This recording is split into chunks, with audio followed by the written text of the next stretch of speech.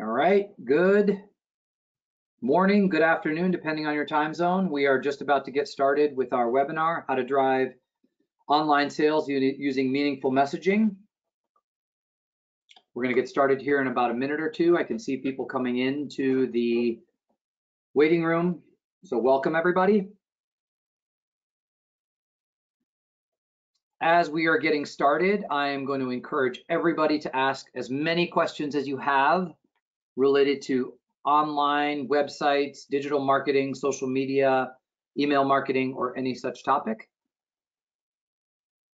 Please feel free to use the chat and the question bank to ask any questions that you guys might have.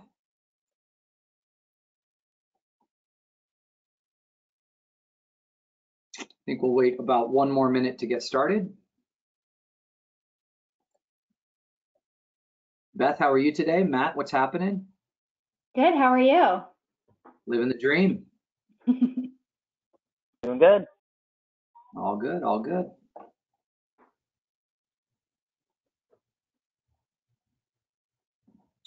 We will give people a few more minutes. I would love it if somebody would test our chat or our questions. So any chat is a good chat. Just say hello. Oh, my good friend Amy is on. Hi, Amy. Allison, all my blasts from the past, good friends from all walks of life are on. Good afternoon, everybody, as you guys join. Say hello in the chat so we know it's working. And if anybody wants to ask a question, please ask any questions that you might have about online sales, about websites, about email marketing, about social media. These are all topics we're happy to discuss today. We have a few slides that we'll start going through, but primarily we're here to answer any questions. Happy to have our experts on. And I'll get started in about 30 seconds for folks. All right, I'm getting a note that there's some questions. Perfect, the questions process is working really well, good.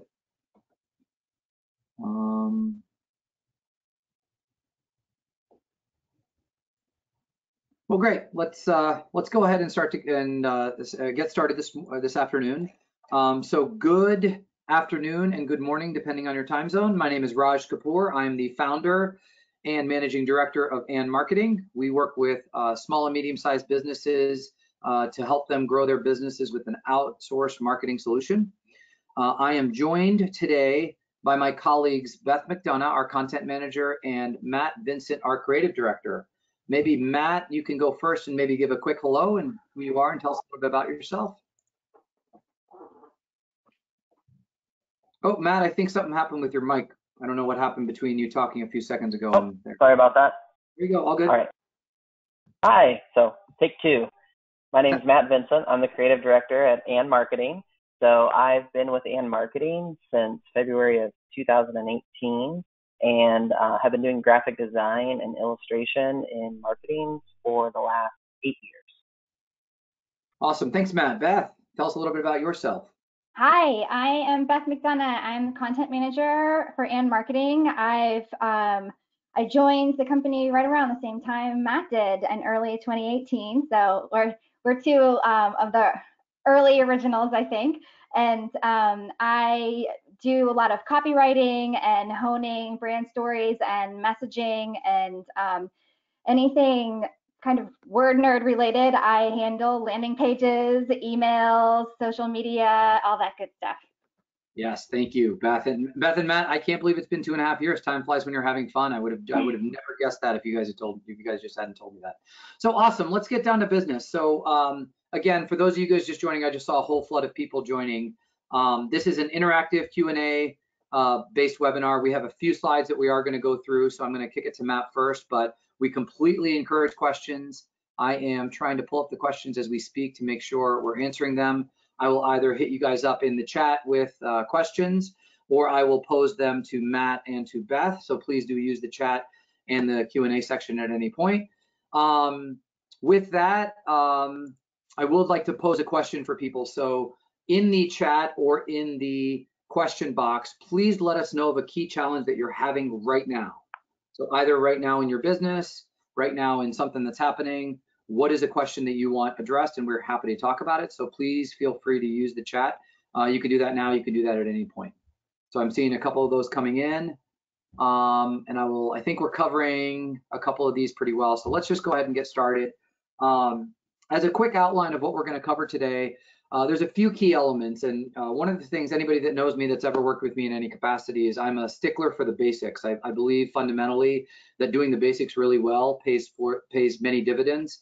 And then anything else is an add-on to it. So the first most basic thing that I believe in marketing is that you need to know your customer or your consumer, who buys or uses your products or services, what is the problem that they have in life, and how you are uniquely positioned to solve it. That's the most fundamental piece of marketing that I don't think ever leaves. Secondly, we're going to talk a lot about getting your messaging out. So the messaging that you have should relate your uniqueness to your prospects' problems. The third one we'll go through, and Matt will go through this, is typical website behaviors. Online interactions have dramatically changed and people's attention spans are smaller. We have some really good statistics on what that looks like. And then we'll talk a little bit finally about reviews and recommendations on how to build your website and things that you might think about. Okay, so with that, I'm very happy to hand it over to Matt. Matt, go ahead. All right, so our first point, know your consumer or customer, their problem, how you are uniquely positioned to solve it. So, you know, one of the resources that we utilize is the StoryBrand framework by Donald Miller. He wrote a book called Building a Story Brand. Excellent book, makes marketing and some of the more complex aspects of it really easy to follow and understand. And the way that he does that is by, you know, encouraging us to use the story framework that all good stories use. And so we've got an illustration of that here, kind of walking through the steps of how your messaging should speak to your customer or your consumer first and foremost. And that is probably the most radical aspect of this, is that starting point, the character, the hero, it's not you, it's not your brand or your business, it's actually your customer or consumer. They are the main hero of the story because they are the hero of their story, and it's their story that you need to find a place to fit into. And so after you've established who your audience is, your customer, consumer, you need to find out what their problem is. And that problem is not going to be a single thing. It's going to be layered. And so we talk about there being an external problem. That's usually the thing that's easiest to identify. You know, what's sort of the thing that's bothering them on the surface level. But then there's the internal level, which is what is the thing that's keeping them up at night? What is going to sort of, you know, influence that more emotional aspect of solving the problem? And then finally, there's the philosophical level. So that's something, you know, core to their beliefs, to their values that they think should or shouldn't be true in the context of the problem that you're trying to solve. Now, this third point, meeting the guide, that's actually where you come into their story.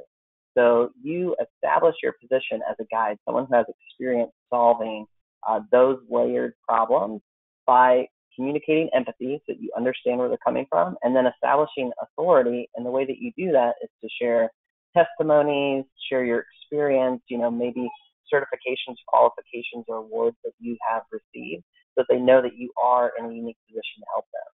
From there, you want to lay out a very simple plan. Once they know that you know of their problem and how you're able to solve it, you can make it very clear in 3 to maybe 5 steps how it is that you can help take them through their problem to their happily ever after. And then you actually have to ask them to do that. And so we talk about that being in 2 ways. So there is the primary call to action. This is going to be the buy now or contact us, schedule an appointment. That main thing that you want them to do, we always talk about that as like proposing. Will you marry me? You know, that's the commitment that you're asking them to make. But if they have cold feet, they're not ready to make that, you know, move yet, you need to have some sort of transitional call to action, which is like, can we still date? Can we continue, you know, to build this relationship? And that needs to be, you know, educational content, you know, generous things that you can give or provide that have very minimal risk attached to them in order to continue to engage your consumer or customer. And then you need to paint a picture of what success is going to look like. What is that happy ending for your customer, for your consumer? And then you need to sprinkle in a little bit of what does it look like if this problem remains unresolved? You know, what sort of pain point is going to continue to exist to bother or frustrate them? And if you're able to do that through your messaging, you're going to find greater engagement with your consumer or customer as you continue to, you know, work on your messaging and put that messaging out there. Perfect, Matt. This is great. You got 2 questions that came in. and I'll try to address the question, maybe answer part of it, and then I'll hand it over to you the second part. So the first question is, we're driving folks to our website, but we aren't generating conversions or sales. What are some of the best practices of turning somebody who goes to your website into a lead? So maybe I'd like you to focus just on the web part, because Beth, when we talk about getting your message out, we'll address it. We will address this question as well there. But from a website perspective, let me start by saying it. This is exactly what the StoryBrand framework does, is it is focused on increasing conversions. So to the person who's asking the story, this appears to be a B2B type of a question, but it certainly applies to B2C. The way and the structure in which you talk about your company or your brand needs to position your visitor or your customer as the hero, and you being the person that helps them along that journey. So Matt said it in the upfront, but it is the most important part. Most companies on their websites present themselves as the hero. And it's a psychological, maybe a sort of a fact, that using a framework like this increases conversions because it can more precisely show your product or service as a solution to their problems. Matt, would you expand on that in any way? Give us a little bit more than that.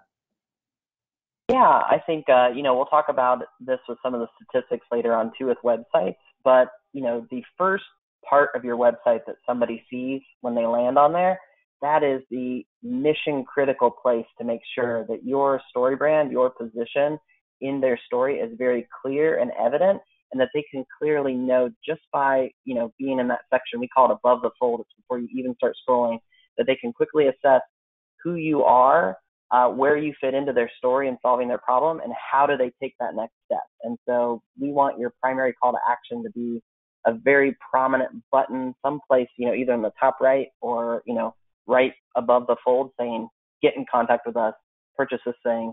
And that's how I think you're going to see greater conversion. Matt, I just got another question that's my favorite question. What if my product is too complicated? Or too technical? That is. The question again is too technical. This one is, what if our problem is too complicated? And I think that's really, a common problem is to say, oh, I offer so many different products or offer so many different services and they're distinct or different. But I think that's where the layers of problem really come into play. If you can identify the philosophical or the internal problem that your audience is facing, then that is going to give you common ground across all those different services or products that you offer. And that's what you need to address right at the top. So in the book, Donald Miller gives a good example of this company that offered a bunch of different product and service lines in the field of, painting. So interior, exterior, they said, there's no way we can combine all this together into one brand script. And he said, well, at the end of the day, you're painting stuff, right? They said, yeah. And he said, okay, well then very clearly what you're going to communicate is, we paint shit. So it's like this, there's a way to unify all that together. And we find that time and time again, is that if we dig deeper and not just focus on the external, you'll find that there's an internal or philosophical connection between everything you're doing. Yeah, let me just build on that. So before we end up helping a client with the website, we often do some either strategy work or some marketing value proposition development work. And I would say people that say that their product or service is too complicated, they probably don't have an understanding of what problems that they are uniquely solving. So it's the most fundamental thing in marketing. And I often encourage people, before you go build a website, understand your messaging first, because if you don't understand your messaging, your website's not going to be successful. So I think it's a fundamental we can go back to, and that's a great example of the painting example as well. Good. Matt, anything else? No, I don't think so. Perfect. All right. Beth, take over. Okay, so now that you have this beautiful brand story and you know who your hero is, you know how you are their guide, you know what solution you're helping them to solve, you know what their happily ever after looks like, what do you do with that?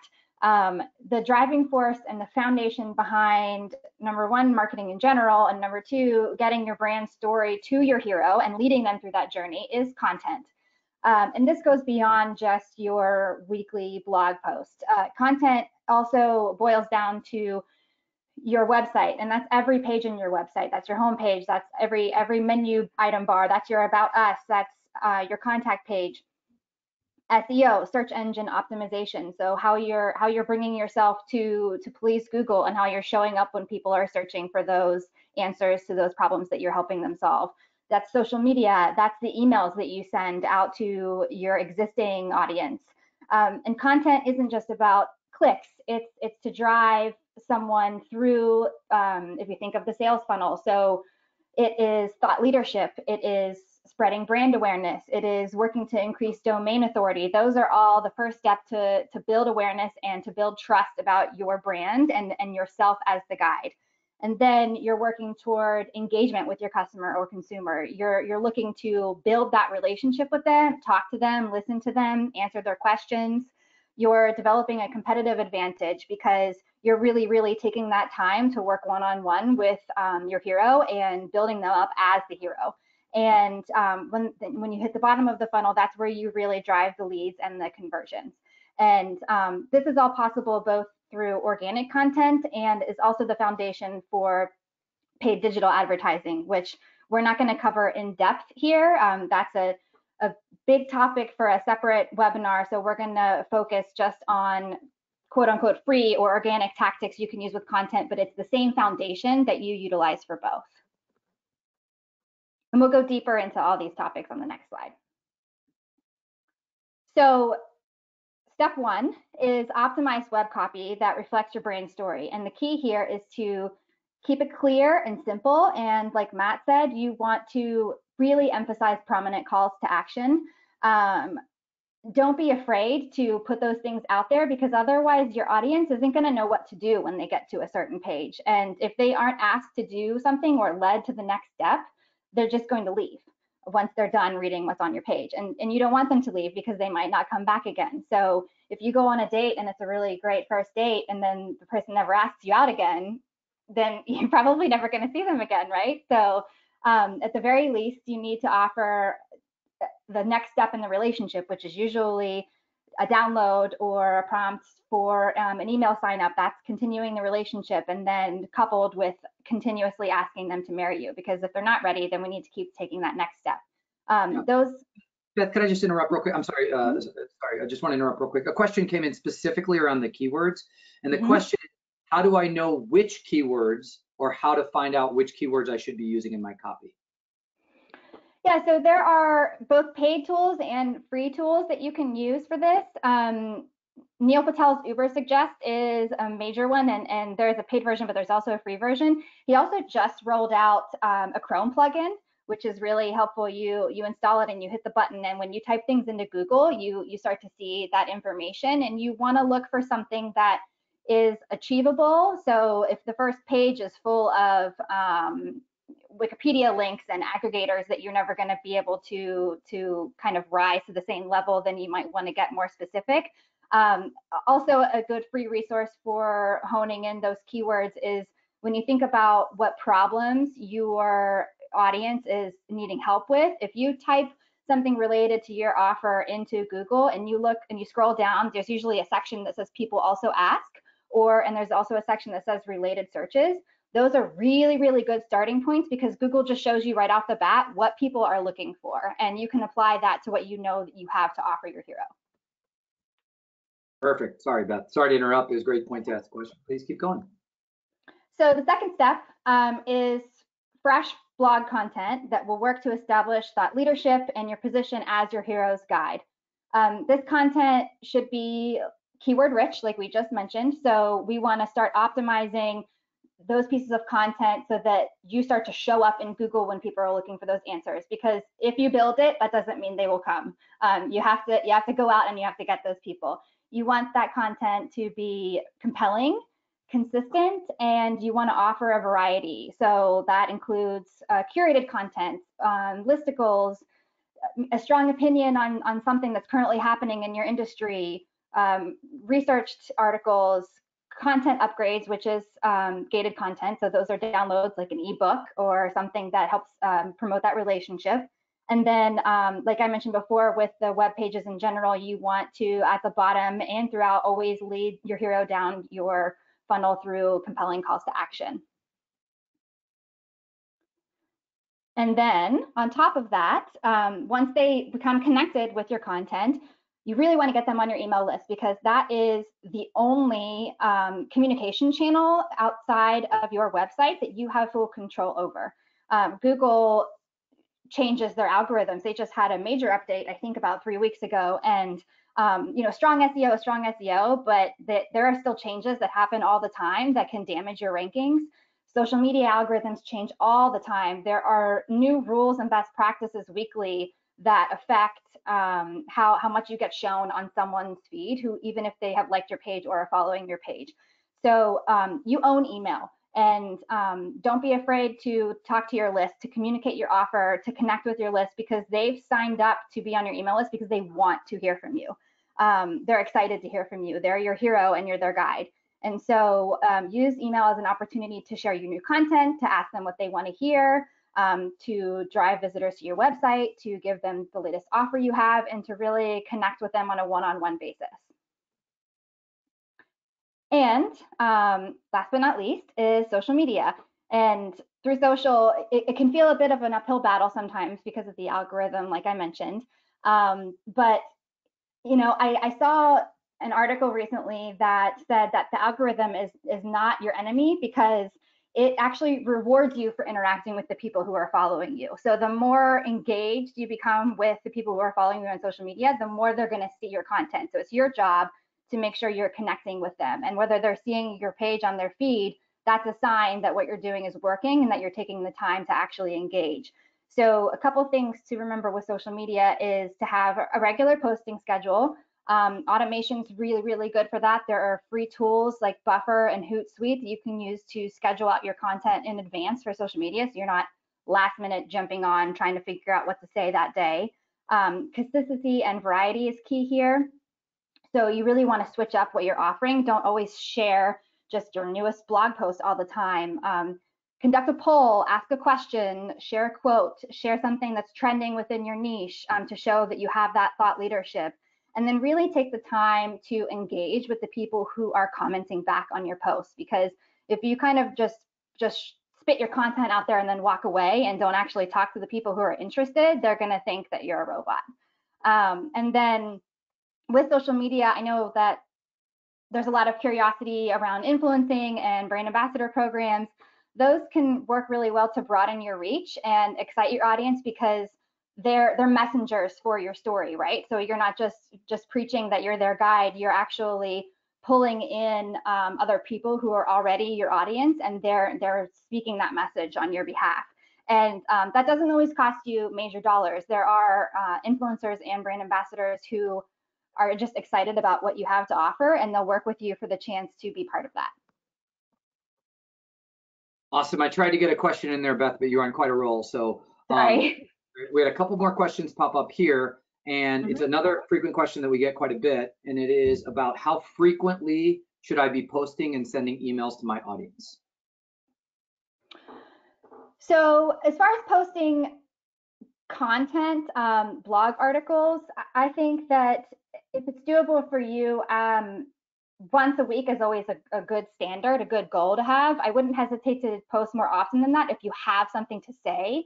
Don't just post to post. Develop a quarterly strategy in the beginning and shoot for once a week, but make sure that it's thoughtful, and don't try to say something every single day on your website just for having words to say. And as far as email goes, I think that it's really, really important to think about how often they're already hearing from you. So if your email list is not used to hearing from you at all, I would start with a monthly newsletter. It's a good opportunity to round up the content that you published on your website, to highlight what people are talking about within your niche and your industry. And then there are scenarios where it might make sense for you to email weekly or a couple times a week, and that really depends on what your offer is. If you're looking at a B2C brand, like I get Wayfair's emails, right? And they're curating a lot of offers, and so I hear from them every day because they have a new thing to tell me every day. So you have to take time to think about what people need from you and what changes with your business day to day, and not do a drastic jump between, oh, I only email my list once a month and now I'm going to talk to them every single day. Yeah. It strikes me, it's a great point and well said. For companies that are just getting started, I call it the magic of 2 blogs and an email once a month. So every couple of weeks, you should be publishing some new content on your website that relates to your product, services, your clients' challenges, or some a case study or a testimonial or something like that every couple of weeks, and then you wrap that up in a monthly newsletter. Getting into that rhythm is, first of all, very difficult to do because you have to really operationalize that. But once you get into that rhythm, it really does feed good results. It increases your email list over time. It increases your traffic. If you followed Matt's instructions and used a really good framework to drive leads, it actually helps a ton. So just getting to that first level is important. One other statistic that, as you were talking, occurred to me, Beth, that I like to talk about is the importance of having a beautiful email. And it may sound a little bit ridiculous. This is in Matt's wheelhouse now. But the importance of having a really well laid out email can't be possibly understated. And I was a complete convert. I am a complete convert because I was really reluctant to believe it. We went from a very, let me call it a boring base template that our email provider allowed us to have. And then we decided to do a custom template that looks really attractive and works much better on other sites. Our click-through rate doubled. We changed literally nothing other than the physical attraction of that email. So I do emphasize that if you are going to do a regular email like we're advocating for, take some time to make sure the template is really good, it works on multiple devices, and it has a real visual impact, because that makes a ton of difference for your click-through rates. That's the people who click on the email, go all the way through, and end up on your website.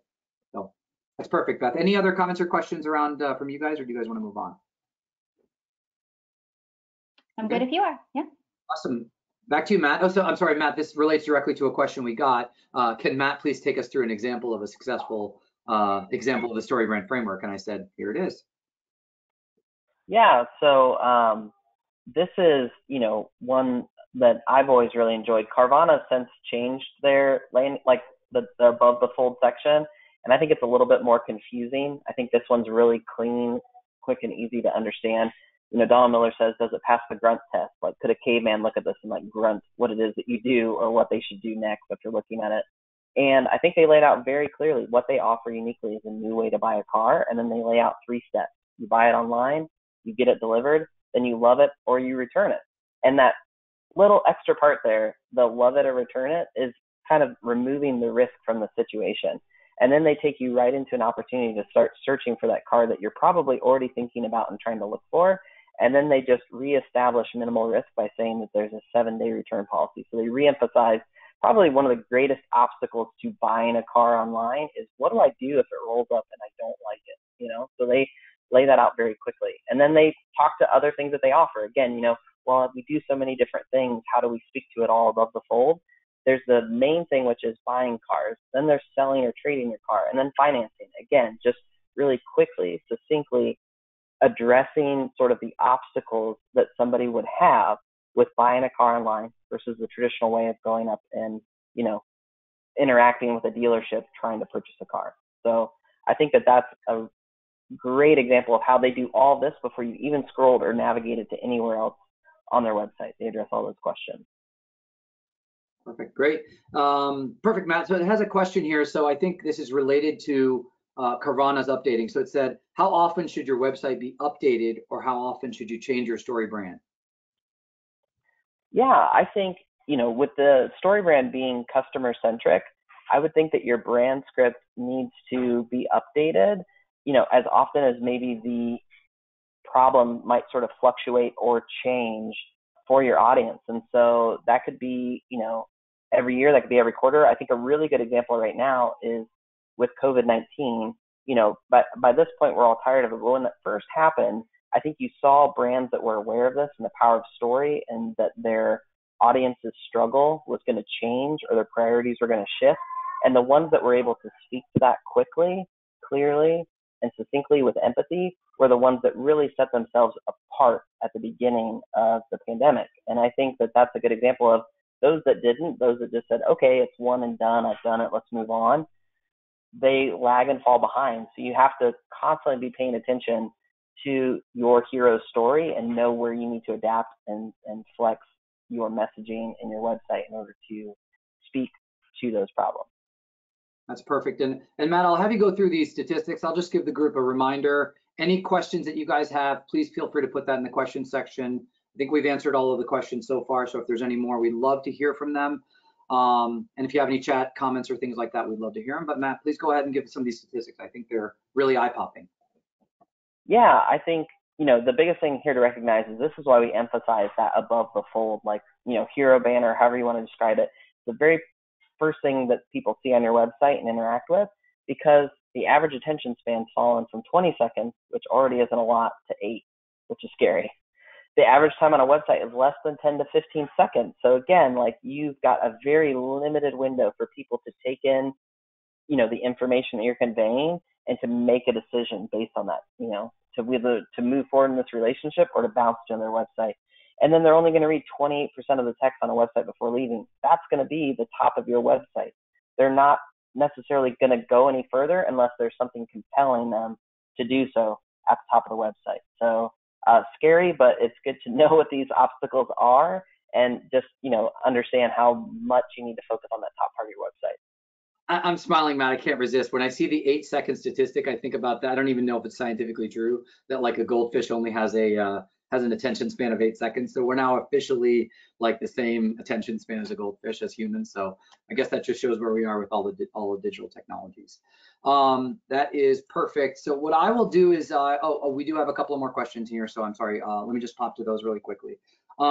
So this question is towards you, Beth, but I'll go ahead and answer a little bit of it. So it's, how do I decide which social media platforms I should include in my marketing strategy? So I'll just start at a very high level, and maybe you can go a little bit deeper because you certainly are the expert. So the first rule I always have is only manage what you can manage. So sometimes people, business owners, especially smaller business owners, see a new shiny toy and they decide they want to participate on it. So they get a Facebook page, they get an Instagram page, they get a LinkedIn page, they get a TikTok page, they get a Snapchat page, they get a YouTube channel, they get all of these different things. But what they don't realize is they don't have a team to manage that, or even any individuals that have the time or expertise to go do that. So the first thing you should do is really think about what you can manage well. It's okay to have those channels, but really focus on the ones that you can manage really well. The second piece of advice I would give, and Beth, I don't want to steal your thunder, is really think about your decision maker. So if you have primarily, let's just pick B2B sophisticated decision makers, you probably don't need to be on TikTok or Snapchat, right? However, if your key decision maker is a 15-year-old high school kid, then you probably most certainly need to be on TikTok and Snapchat, right? So any builds on that, Beth? Any further specificity that you can drive with that question? Yeah, a couple. Twitter is really popular, but you have to think about it in that it is mostly customer service generated, right? So people usually go to Twitter to complain about something. So it's never a bad idea to have a presence there, but unless you really want to get into the nitty-gritty of addressing your customers and your consumers' concerns directly in like a conversational manner, that's what that platform is usually for. Facebook is really all-encompassing for links and engage you directly with your people on a personal level and having conversations. And Messenger's getting really big now too, which also can couple kind of like Twitter. So a lot of people use Messenger now instead of the contact us button on people's websites. They just go straight to Messenger and they ask a question. And then LinkedIn is not bad for anybody. It's great for everybody. It's especially good for B2B and for people who are talking to other professionals and sharing thought leadership. Two other things I would recommend. Number one is to look at the big players in your industry and see where their presences are. Competitor research is never a bad thing. And so if your competitor has a massive Facebook following and a lot of traction on there, you should probably kind of follow their lead, because obviously they're doing that for a reason. And number three, I would say, take a look at your Google Analytics. It's free. You should all have that set up. If you don't, let us know and we'll help you do it. And there are buttons, you can go in and see where your traffic is coming from really quickly and easily. And when you go in, it almost looks like a pie chart. So you can see where your people are coming from. And even when you click on the percentage of people that are coming from social media, you can get more granular than that and see which platform they're coming from. So if you are, say you're B2C, you're a snack food company, you might not realize that people are pinning recipes and products on Pinterest, but you're getting a lot of people coming to your website from Pinterest. And you should pay attention to that and maybe make it one of your focuses. So look also at how people are already finding you and lean into those platforms. Perfect. I'm going to add 2 more comments. We just got 2 more questions, so I'm trying to manage both. So just a couple of +1 comments to what you said, Beth. let's just be very candid. Most people are frustrated as users on Facebook. That is in the ether. People are annoyed, quote unquote, annoyed at Facebook. Everybody has a friend, it may even be you, that's deactivated their own personal account. Don't let that bias you from understanding the business impact of Facebook and the reach of Facebook. It is for business, it is for consumer, it is for older adults, it is for younger adults. It is for everybody, and they're on there in droves.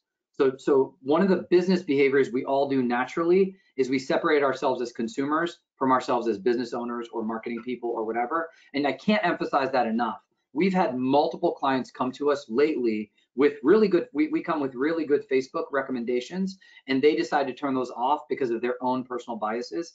I encourage you to put those aside, right? Facebook is currently the 800-pound gorilla, and until that changes, it's sort of one of those things you really sort of have to do. So that's comment number one. Comment number two is around LinkedIn. LinkedIn is absolutely exploding right now. And I think it's because most professionals are home because of coronavirus. We had this unexpected 2-month period where we're working from home.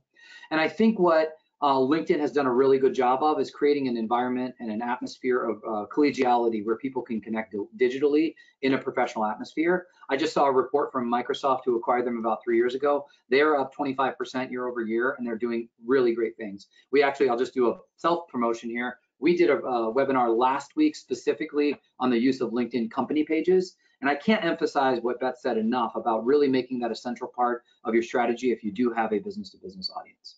So perfect.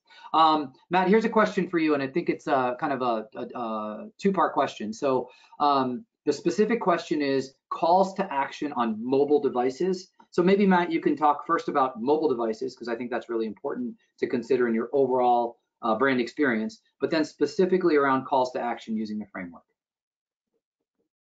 Yeah, it's mobile is again sort of, it's something that you have to take into consideration, because just even as a consumer yourself, how often are you sitting down at the computer to visit websites versus looking at them on your phone or your iPad sort of passively, maybe while you're sitting on the couch or something like that. So it is something that you need to take into consideration. If you've never looked at your website on mobile, please do so and ask yourself, would I enjoy going through this, or would I go to a competitor, or would I navigate away from here? And so the call to action still needs to be at the top. It still needs to be very clear within that first part of the screen, what it is that you're offering and how they need to take that next step forward. And then, as far as mobile specific calls to action, they're going to be the same as your desktop. You need to make sure that they're showing up sort of in the same range or area as a person's experiencing your website as they would for desktop. And there's platforms that allow you to work on your mobile website sort of independently from your desktop. And that's really nice, because they are two different experiences, and there's advantages and disadvantages and sort of different journeys for people when they're looking, consuming your website on a desktop versus on mobile. Yeah, let me just add a couple of things just based on super recent experiences that we've had to the question that was just posed about mobile. So number one, Matt just made a great point, and he said that sometimes the mobile design of a website can be done differently than a desktop. So that's definitely true. And what we find sometimes, and we found this on it wasn't a website we worked on, but it was somebody who was asking us a bunch of questions. We did an analysis of their website, and we found out that one of the settings that had been done on the mobile site had actually deactivated SEO. So if you remember back to what Beth said earlier about the importance of SEO, remember, we are all human beings, and we have those phones in our hands all the time. People are searching for you separately. Their behaviors are separate on mobile than they are on desktop. And so if you make a mistake, or whoever is doing your website makes a mistake to not activate SEO or set it up the right way, you might be really losing some traffic. So number one, in your settings, make sure that you are mobile optimized for SEO. The second one, Matt, I might kindly disagree with what you said. I think the calls to action for certain businesses on mobile are different. You want to quite often generate a phone call from a mobile experience, because when we all have our phones. So when you go through your mobile experience and you click a call to action, it will actually track within your Google Analytics that was a phone call. And what we've seen for many industries is that the mobile calls to action directed towards an immediate phone call are far more effective and far more likely to turn into business. So while they might be the same, you still have a form you want people to fill out or take a certain call to action. I think there's a higher emphasis for a direct phone call from a mobile experience Obviously, depending on what business you're in, it might vary. If you're a restaurant, you want a phone call, it might be a little bit different like that. So just something else to keep in mind. Beth or Matt, anything else to add to that? I do have another question I want to get to. Actually, we have 2 more questions I want to get to before we run out of time. No. Okay, perfect. I'll do a last call for anybody on the line for any other questions. We have 2 more questions to address, and then I think we're going to wrap unless there's any other questions. So I'll do a last call. The first one is, Beth, I think this one is directed to you, and it's, can you share any best practices for email subject lines to increase open rates? We get this question quite often. Yeah, so my number 1 recommendation would be to A/B test where you can. The only way to come with a concrete conclusion on what your audience likes to see is to try out different things and see what they respond to most. Just, you know, split your list in half and send one to one, one to the other. And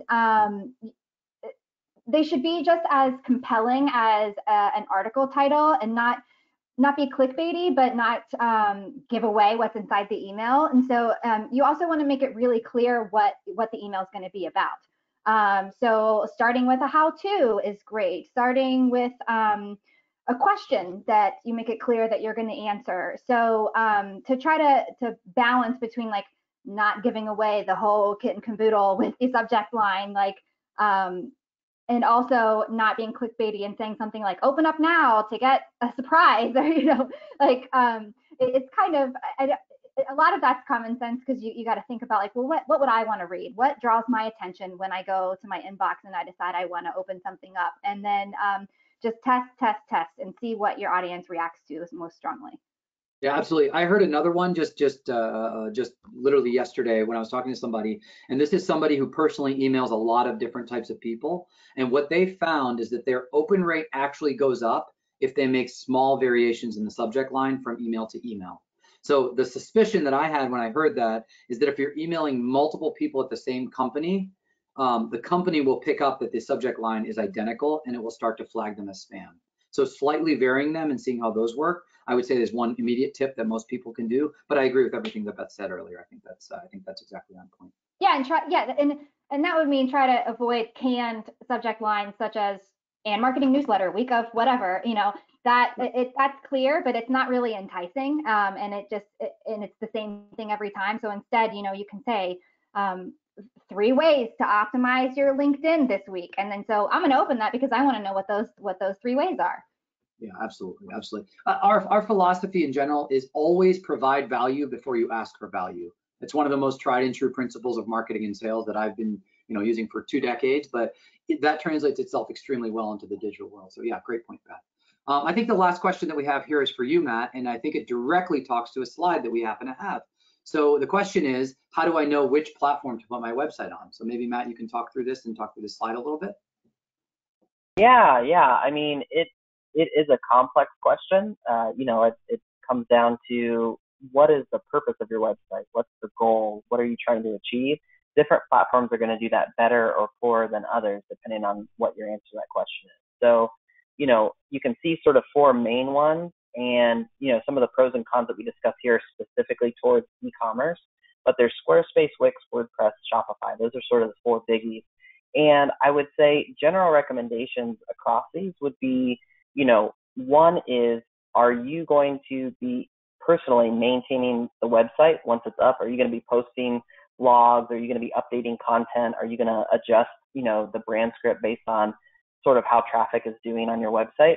Or is that going to be something that's handed off to somebody else? So, you know, Squarespace, Wix, those are going to be more user-friendly for somebody who doesn't have very much background in web design or maintaining a website. Another really strong advantage to those 2 platforms is that all of sort of the behind the scenes updates that need to happen, you know, are going to happen independent of you. So you aren't going to miss an update, forget to update a plugin or something like that on Squarespace and Wix. They're just going to happen. So it's a much easier experience if you've got maybe just a single person in your company that's going to be doing that or maintaining that, or if you have to maintain it yourself for your business. Now, as we look at WordPress and we look at Shopify, you know, WordPress is going to be, if you are going to hire a company to come and work on your website professionally, and if you're going to pay somebody to maintain that, doing the backups and restoring it, you get a lot of flexibility and open-endedness in how to build your website. There's a lot of great plugins and things that allow you to create a unique experience on the website. But it comes at the cost of that there's a lot of maintenance that needs to happen, you know? So you could maybe compare it to, you know, just a standard car versus a sports car. You know, you're going to get a lot more power, but there's also going to be a lot more upkeep, and, you know, you're probably going to have to, you know, pay a little bit more to make sure that that is maintained and running optimally. And then Shopify really is like they doubled down on the e-commerce experience. So it's definitely one to consider if that's your primary focus of your website, is to get people to buy your product. You know, Shopify is one that you want to very strongly consider. But I would say as you look left to right, it kind of, as your business grows, these are the platforms that you could kind of, you know, jump from one to the other. It's something that, you know, we're even doing personally at And Marketing, is making a move. We started in Squarespace, and it definitely served our needs and has been a great place to grow. I personally really love, you know, starting people off on Squarespace. But we saw, as we were taking these concerns in for desktop and mobile, as we were looking at things that we wanted to incorporate or feature in our, you know, audience's journey, that WordPress is just going to serve more of those needs. So we've been making that transition ourselves.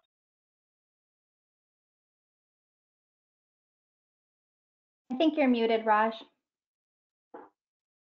There you go. Sorry about that, Beth. Yeah, Matt, great point. I think it's a misnomer to say that Squarespace doesn't work for professional sites or somehow it's not good for SEO. What I like to say is our business is on Squarespace, and we do just fine on SEO, and we're doing really well. And it's pretty much functionally doing everything we had to. And we've been in business for, you know, 2.5 or 3 years. And so it really is a misnomer. And what I think happens quite often is people overbuild and they don't get really sound like clear stuff. So if you just need a really simple, professional, well laid out website, you can absolutely do that in a Squarespace type of a platform, and you can really be successful. And only when you need advanced functionality or other things like that would be a good time to go to WordPress. So it's a very common question. I'm glad it was asked here, and I appreciate you asking it or answering it so well, Matt. So what I'd like to do now is just say thank you to everybody. So a couple of follow-ups from this, and we've got some great questions here, so I want to thank everybody. You're going to get a survey as a result of this webinar. Please provide us with feedback, any way that we can do things better. If you have any follow-up questions that we maybe didn't get to, that would be great. We're happy to do an individual consultation session. There's our website. You can email me. That's my real email address that I check every day, 20 times a day. And if you have any specific questions, we're happy to go through them. I did get a question. Somebody said, you know, how do I know if I'm doing the right activity today? It may not be the same person doing the work that's on the webinar. We do audits of those. We have a 10-point scorecard that we review in a very unbiased way. We do that for free for our, you know, friends, and that's certainly all of you guys. If you guys have that request, I'm happy to accommodate it. Just shoot me a quick email. And I'd like to plug our next webinar. It's in about a month after for the 4th of July. How to use content for lead generation. So taking the discipline of what Beth just talked about and actually using that specifically for lead generation. We've been really successful in doing that. We've built some interesting frameworks that we're going to be very happy to share with the group. And so that's on July 9th, and you guys can have that link and register for that right now. So without further ado, I don't think we have any more questions. I want to thank everybody for their attention. Beth, specifically, thank you. And Matt, specifically, thank you. Great job, guys. We appreciate all the free stuff, the free information. And if you guys have any further questions, you know where to reach us. Thanks, everybody. Thank you. Thanks, everyone.